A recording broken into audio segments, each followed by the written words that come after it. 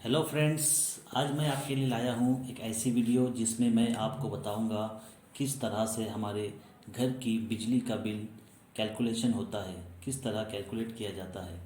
सब कुछ डिटेल में बताऊँगा, तो वीडियो में अंत तक बने रहे।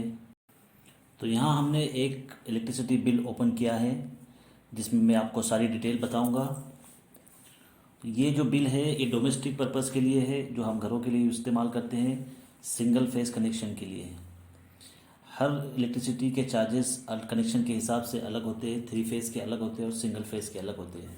यहाँ हम बात कर रहे हैं सिंगल फेज़ मीटर की, जो आमतौर पे हमारे घरों में इस्तेमाल होता है। ये नीचे जो कॉलम आपको दिखाई दे रहा है ग्रीन में, यहाँ पे रीडिंग्स डाली जाती हैं। आपकी पिछले महीने की रीडिंग और चालू महीने की रीडिंग यहाँ लिखी जाती हैं। तो मैं आपको डिटेल बताऊँगा एग्जैक्टली इसमें कैसे कैलकुलेशन होते हैं। ये जो आपके सामने मार्जिनल रीडिंग लिखा है, दैट मीन्स आपके पिछले मंथ की रीडिंग यहाँ आपको दिखाई जाती है। ऊपर आप देखेंगे कि पिछले महीने की रीडिंग कब ली गई थी और चालू महीने में रीडिंग कब ली गई थी। दोनों डेट्स ऊपर मेंशन होती है। चालू रीडिंग मीन्स आपकी इस महीने की जो रीडिंग है, जिस वक्त आदमी आया और उसने नोट किया। यहाँ कैलकुलेटर मैंने ओपन कर रखा है। यहाँ हम ऐड करेंगे हमारे करंट मंथ की रीडिंग 107007, ये मैंने यहाँ पे डाल दिया है। और इसमें से हम माइनस करेंगे हमारी लास्ट मंथ की रीडिंग 10687। तो आप देख सकते हैं डिफरेंस जो आया है वो 20 यूनिट का है। और यहाँ आपको बिल में भी दिखाई दे रहा है कि आपका जो कंजम्पशन है पूरे महीने के लिए वो 20 यूनिट है। तो इस तरह से हम अपनी यूनिट का डिफरेंस निकाल सकते हैं कि हमने कितनी यूनिट कंज्यूम की लास्ट महीने से लेके इस मंथ की डेट तक। अब मैं आपको बताऊंगा, नीचे आप बिल पे आएंगे तो आपको यहाँ पर दिखाई देगा कि एक यूनिट के लिए जो चार्जेस होते हैं गवर्नमेंट के, वो किस तरह से कैलकुलेट किए जाते हैं और क्या रेट्स है एक यूनिट के लिए। तो अगर आप ज़ीरो से लेके 100 यूनिट खर्च करते हैं तो आपको देने होंगे 3 रुपये 46 पैसे एक यूनिट के लिए। अगर आपकी यूनिट 100 से ऊपर चली जाती है, 101 से लेके 300 के बीच में, तो आपको देने होंगे 7 रुपये 43 पैसे। अगर आपकी यूनिट 301 से 500 तक चली जाती है तो आपको देने होंगे 10 रुपया 32 पैसा। और 501 से 1000 के लिए है 11 रुपया 71 पैसे। और 1000 के आगे भी इसी तरह से 11 रुपये 71 पैसे आपको पर यूनिट के हिसाब से देने होंगे।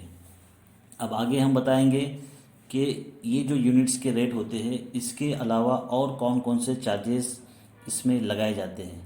तो आप ऊपर की तरफ देखेंगे तो यहाँ पे सारी डिटेल्स दिखाई गई है। तो सबसे पहले हमको दिखाया है स्थिर आकार। ठीक है, स्थिर आकार मीन्स आपका फिक्स चार्जेस। ये गवर्नमेंट की तरफ से कुछ रेट है जो फिक्स होते हैं। इससे हम मीटर का रेंट भी कह सकते हैं। जैसे इस बिल में दिखाई दे रहा है 110 रुपया, तो 110 रुपया आपका ये फिक्स चार्ज है। ये आपको हर महीने में, अगर आपने इलेक्ट्रिसिटी यूज़ नहीं भी की तब भी आपको ये फिक्स चार्जेस देने हैं। उसके बाद नेक्स्ट आता है आपका वीज आकार। इसका मतलब होता है आपका इलेक्ट्रिसिटी चार्जेस। जो भी आपने यूनिट खर्च की है, फॉर एग्ज़ाम्पल हमने 20 यूनिट खर्च की है, तो उसके आकार के हिसाब से, उसके कंजम्पशन के हिसाब से आपको चार्जेस लगाए जाते हैं। फॉर एग्ज़ाम्पल जैसे हमारा कंजम्पशन था 20 यूनिट, जो हमने रीडिंग की बेसिस पे कैलकुलेट किया। और नीचे मैंने आपको बताया था कि हमारा यूनिट रेट क्या है पर यूनिट। जैसे हम 100 यूनिट के अंदर में हैं तो हमारा यूनिट रेट है 3 रुपया 46 पैसे। अगर मैं इस 20 यूनिट को मल्टीप्लाई करता हूँ 3 रुपया 46 पैसे से, तो मेरी अमाउंट होंगी 69 रुपीज़ 20 पैसा। ये आपको बिल में दिखाई देगा। वीज आकार जो लगाया गया है, इलेक्ट्रिसिटी चार्जेस 69 रुपीज़ 20 पैसा। उसके बाद में है वाहन आकार at the rate of 1 rupees 45 पैसा पर यूनिट। ये होता है ट्रांसमिशन चार्जेस।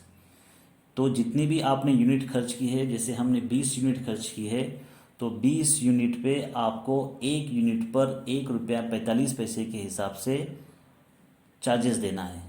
तो उसके हिसाब से अमाउंट होती है 29 रुपीज़। ₹1.45 इंटू 20 यूनिट, तो आपकी अमाउंट हो जाएंगी 29 रुपीज़। ये है वाहन आकार। इसके बाद में आता है वीज शुल्क, इसे कहा जाता है इलेक्ट्रिसिटी ड्यूटी।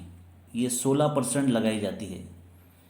तो ये किस तरह से कैलकुलेट होती है, तो ऊपर हमारी जो अमाउंट आई है, एक फिक्स आकार जो हमने बताया फिक्स चार्जेस 110 रुपया, वीज आकार 69 रुपीज़ 20 पैसा और वाहन आकार 29 रुपीज़। तो इन सबको जब हम ऐड करेंगे तो इन सब की टोटल जो आती है उसके ऊपर आपको देने होंगे 16% के हिसाब से 33 रुपये 31 पैसा इलेक्ट्रिसिटी ड्यूटी 16%। तो आपकी इलेक्ट्रिसिटी ड्यूटी बनती है 33 रुपये 31 पैसे। आपको मैंने यहाँ पर कैलकुलेट करके, अब हम ये सारी अमाउंट्स जो ऊपर अलग अलग हेड्स में बनी है इन सबको जब ऐड करते हैं, जैसे फिक्स चार्जेस आपका 110 रुपया, वीज आकार 69 रुपीज़ 20 पैसा, प्लस वाहन आकार 29 रुपीज़, प्लस आपकी वीज शुल्क 16% के हिसाब से 33.31 पैसा, और इसके अलावा अदर चार्जेस होते हैं, क्या इस बिल में दिखाया गया है 16 रुपये 94 पैसे। ये अदर चार्जेस होते हैं जिसका कोई डिस्क्रिप्शन बिल में नहीं होता है किस बेसिस पे लगाए गए हैं।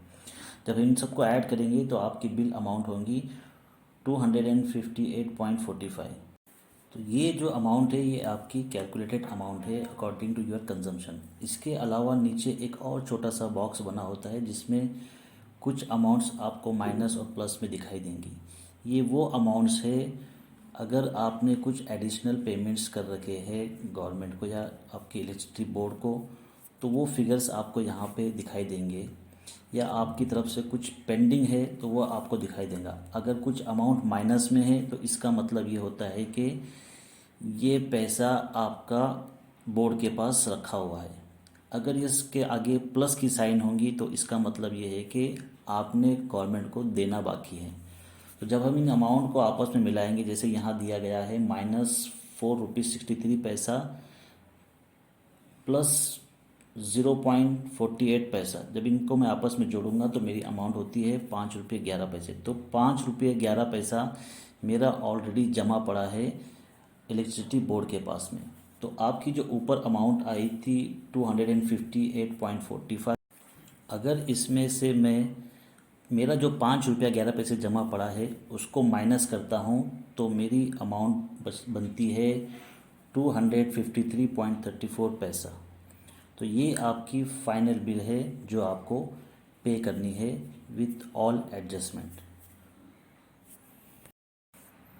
तो इस तरह से हम अपने बिल को बड़ी आसानी से समझ सकते हैं। अक्सर ये होता है कि बिल लोग समझ नहीं पाते और उसकी वजह से हमें इलेक्ट्रिसिटी बोर्ड के चक्कर काटने पड़ते हैं। तो आप इस फार्मूले को समझ लीजिए, हर रेजिडेंशियल बिल के फार्मूला में यही होता है।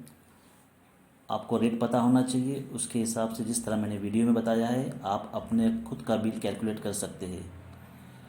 तो दोस्तों, अगर आपको ये वीडियो अच्छी लगी हो तो इसे लाइक ज़रूर करें और अपने फ्रेंड्स और कॉन्टैक्ट्स में शेयर करें ताकि इस तरह की नॉलेज हर एक को मिलती रहे। अगर आपने हमारा चैनल अभी तक सब्सक्राइब नहीं किया है तो ज़रूर सब्सक्राइब करें ताकि इसी तरह की वीडियोस मैं आप तक लाता रहूं।